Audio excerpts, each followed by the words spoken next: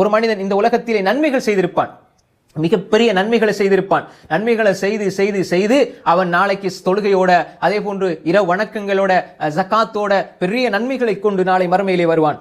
ஆனால் அந்த மனிதன் இந்த உலகத்திலே ஒரு மனிதனை பற்றி அவதூறு சொல்லியிருப்பான், ஒரு மனிதனுக்கு அடிச்சிருப்பான், ஒரு மனிதனுடைய பொருளாதாரத்தை சாப்பிட்டிருப்பான், ஒரு மனிதனுடைய உதிரத்தை இரத்தத்தை ஓட்டியிருப்பான். இப்படியெல்லாம் அவன் செய்துவிட்டு நாளை மறுமையிலே வந்தால் யாருடைய உதிரத்தை ஓட்டினானோ, யாரை பற்றி புறம் பேசினானோ, யாருக்கு எதிராக அவதூறு பிரச்சாரம் செய்தானோ அவர்களெல்லாம் அல்லாஹ்விடத்திலே வந்து முறைப்பாடு செய்வார்கள். அல்லாஹ் இவனுடைய நன்மைகளை எல்லாம் எடுத்து அந்த மனிதர்களுக்கு கொடுத்து விடுவான். எனவே அதிலிருந்து நாங்கள் பாதுகாப்பு பெற வேண்டும்.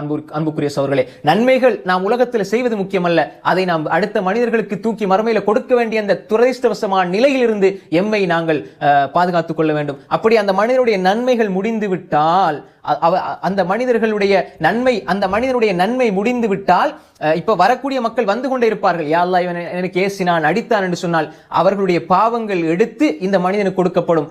நன்மையோ மலை போன்று கொண்டு வந்தான், கடைசியிலே அவன் மலை போன்ற பாவத்தை கொண்டு செல்லுவான் என்பதாக ரசூல் ஸல்லல்லாஹு அலைஹி வஸல்லம் அழகான ஒரு செய்தி எங்களுக்கு சொல்லித் தந்தார்கள்.